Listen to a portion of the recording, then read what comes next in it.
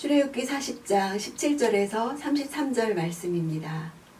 17절 그리하여 2년 첫째 달 1일에 성막이 세워졌습니다. 성막이 완전히 세워진 날은 출애굽 1주년 기념일이라고 했죠. 즉 이스라엘이 거룩한 자유민이 된 첫 돌을 기리는 날에 성막이 세워진 것입니다.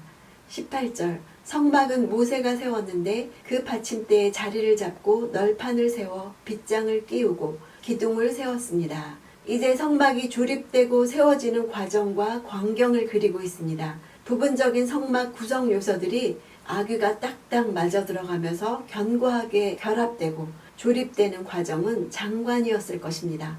거룩한 흥분과 경외심이 지배했을 것입니다. 그리고 상당히 두려운 기대감이 고조되고 있었을 것입니다. 과연 하나님의 영광이 강림하셔서 이스라엘 백성이 건축한 성막에 거하실 것인가? 그렇다면 성막 건축 대역사가 준공필 검사를 받고 이제 그곳에 거하실 하나님의 인정을 받는 셈이 될 것입니다. 성막을 모세가 세웠다고 기록한 이유는 이 마지막 장에서 하나님의 완전한 성취하심을 말하고 있는 것입니다.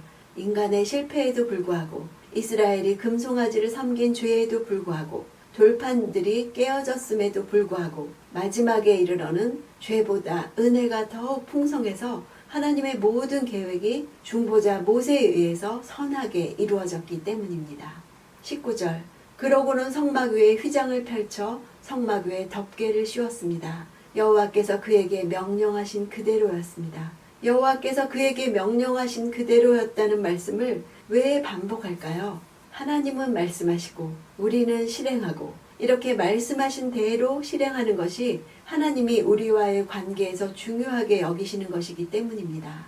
큐티할 때마다 어느 본문을 만나든지 적용이 같다면 왜 반복해서 말씀하시는지, 내가 여호와께서 말씀하신 대로 살기를 원하시는 부분이 무엇인지를 묵상하면 좋을 것입니다. 21절 그러고 나서 궤를 성막 안으로 갖다 놓고 가리개로 덮어 증거궤를 가렸습니다. 여호와께서 그에게 명령하신 그대로였습니다. 지성소와 성소 사이에 가리개, 즉 휘장을 쳐두는 목적은 지성소 안에 있는 궤와 속죄소를 가리는 데 있습니다. 1년에 한 차례 대속죄일에 대제사장만이 이 휘장을 통해 지성소 안에 들어가서 법궤와 속죄소를 볼 수 있었습니다. 그 길이 이제 우리에게 자유롭게 열렸다는 것은 예수 그리스도께서 행하신 일이 우리에게 어떤 일을 행하신 것인지, 어떤 길을 열어주신 것인지를 보여주는 것이죠.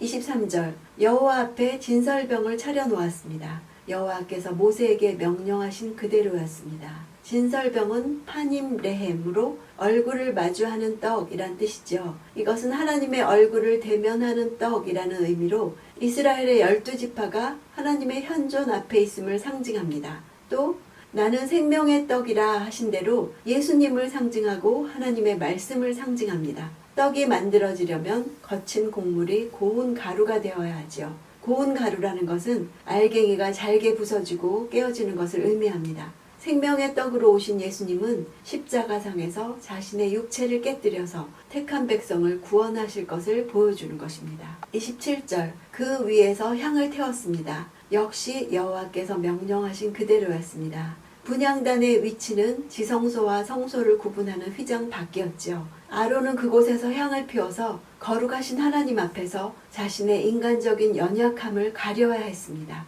이처럼 거룩하신 하나님과 이스라엘의 대표자 아론 사이에 휘장과 향이 놓여 있지만 이러한 조건이라도 하나님께서 인간을 친히 만나신다는 사실은 놀라운 은혜가 아닐 수 없습니다.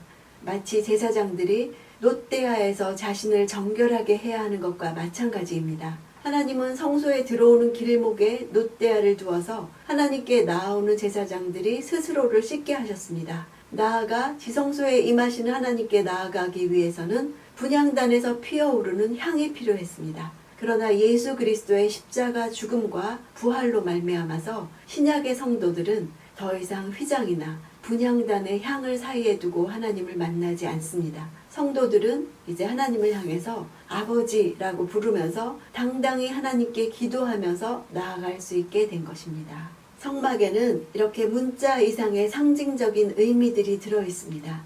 예수님은 자신을 성전과 동일시하셨죠. 요한복음 2장에서 이 성전을 헐라 내가 사흘 동안에 일으키리라 하시면서 성전된 자기 육체를 가리켜 말씀하셨습니다. 그래서 우리는 성막을 예수 그리스도에 대한 예표로 여기죠. 그러나 성막의 각 부분에 대해서 예표론적이고 상징주의적인 해석을 통제할 수 있는 원칙이 없다 보니까 어디까지 예표로 해석해야 하는지 혼란스러운 것도 사실입니다. 그래서 신학자들이 연구한 객관적인 자료와 함께 보는 것이 필요합니다. 또한 예수님을 예표하는 것이란 기준을 가지고 부분을 볼 때 예수님을 더 깊이 알아가는 새로운 기쁨도 있습니다. 성막을 큐티하면서 성령께서 해석해 주시는 예수님을 알아가는 그런 기쁨이 있기를 원합니다.